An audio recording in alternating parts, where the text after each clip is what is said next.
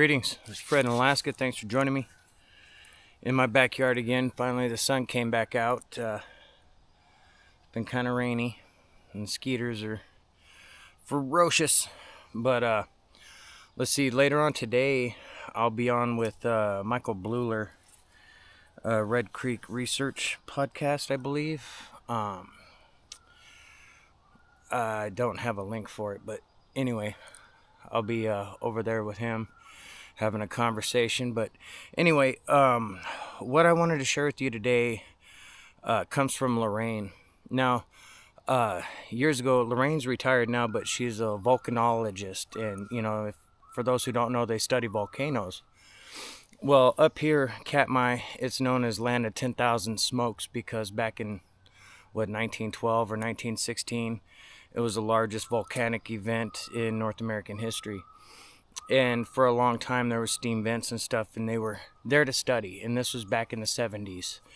Now, what ended up happening was, I'll show you just an overview of Katmai and on the map right here. So, they fly in, right? They fly in by float plane. It's her, a colleague, the pilot, and the guy to watch the bears. Now, Katmai, there's a lot of bear hunting that goes on out there. Big coastal brown bears, humongous, huge brown bears. 10 foot plus isn't uncommon. Well over 1,000 pounds. Really big bears.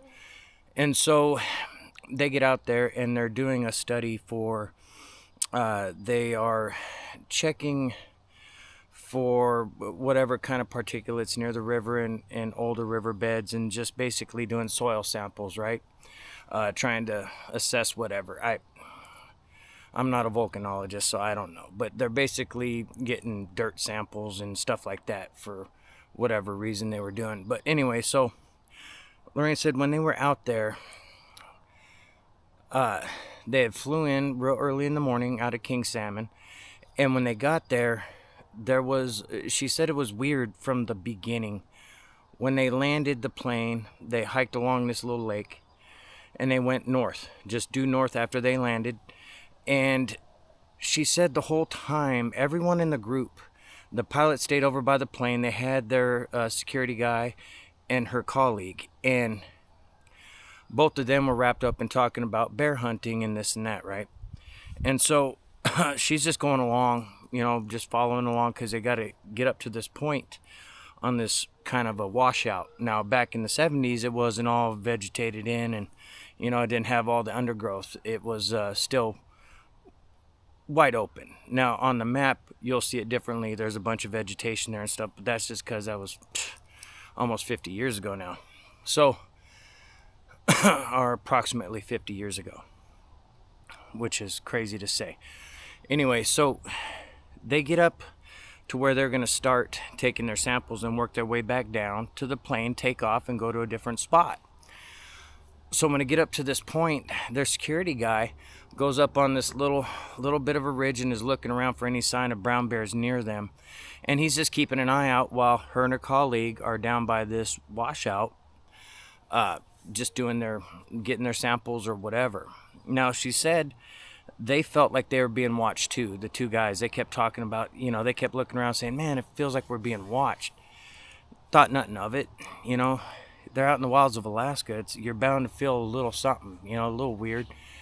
Well, as they're going along, she stops and she's doing whatever with a little spade shovel. She's kind of moving some stuff around, looking for smaller particulates from the eruption or whatever. She's just kind of digging through the dirt, basically.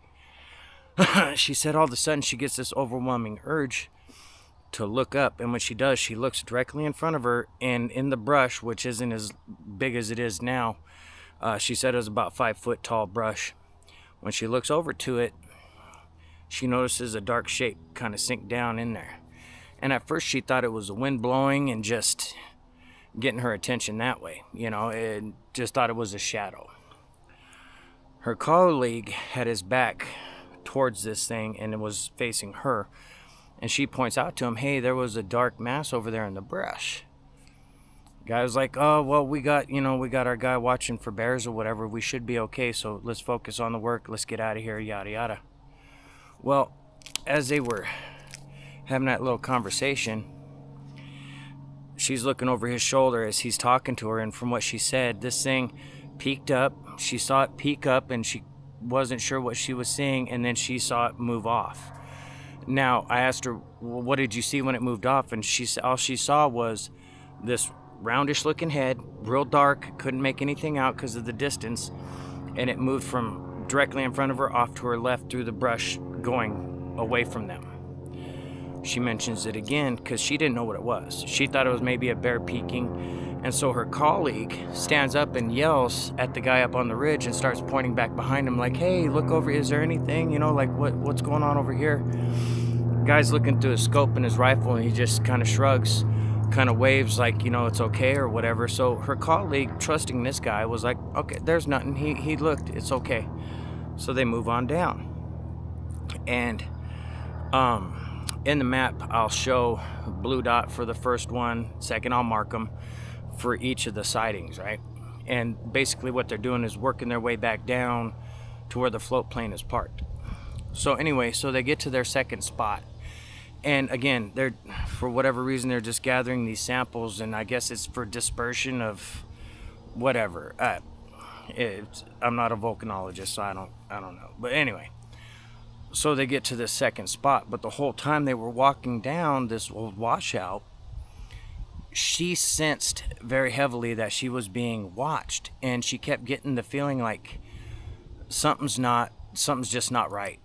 And so from what Lorraine said is when they get to the second spot, her colleague was very uneasy.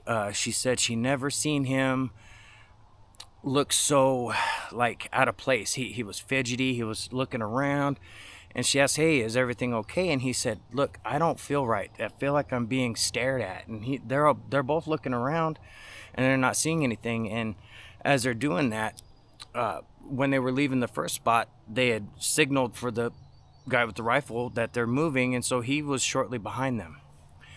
Bad idea. You don't want your security fucking so far away that you can't do your job. Anyway, it is what it is. So he comes up.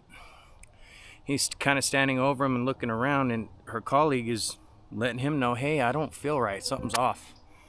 Don't worry, that's just a mosquito. It's not an eagle trying to land on the camera. Anyway, so as he's explaining to the guy with the gun, the security guy, what he was feeling or whatever, they both start looking off into the brush, to the west. And as they're doing so, the security guy goes, oh, I see the bear. I'll go check it out. So he kind of circles off to the left and starts cutting up in the brush, yelling, hey bear, hey bear. And so they're kind of watching what's unfolding, right? As the security guy, she said, walks off to the left and is approaching the brush, making all this noise, waiting for this bear to bust out of there or run away or whatever. All of a sudden, directly in front of her and her colleague, because they're looking off to their left, but directly in front of them, this thing stands up and looks down at Lorraine, and her colleague sees it first. Lorraine's still looking at the security guy. Her colleague just kind of snatches her and faces her that direction. Good God. Damn mosquitoes. And she immediately sees it, and she said it was massive. She said that the sun was coming up behind them, and it lit it up, and she said the skin was black. The hair looked brown. Couldn't make out too many features in the face because it was just a little too far away to make out features, but she could see the glint of the daylight in this thing's black eyes. And she said it was just looking at her. And she said the feeling she had was that it was sizing up the situation. Now, that's all speculative. It's 20/20 hindsight type thing. She's had 50 years to dwell on it, right? So, I tend to take people's feelings in these circumstances, over speculation, and her feeling is that she was being observed and sized up. The group was being sized up. So immediately she screams very loud, gets the attention of the guy with the gun, who is off to their left, and the brush is obscuring what they're seeing. So he comes running back over, and he's running kind of at a half ready with the rifle, And he gets to the point, and just as he sees this thing, it drops down out of view, and they hear brush moving away down to the south, right? Southwest. Immediately, the guy's like, we gotta go, we gotta go. So from that second position, they move on down, and they were just getting over by where the plane was. They're within, 100 yards of the plane. They could see it, And as they were doing so, they get to a point to where they gotta like go through the brush, and it's real thick. So they're trying to pick a spot to go through, and there's a little bit of a creek coming out from there, right? And at that point, there was the beginnings of a beaver dam that they were kind of trying to negotiate and get back and forth around.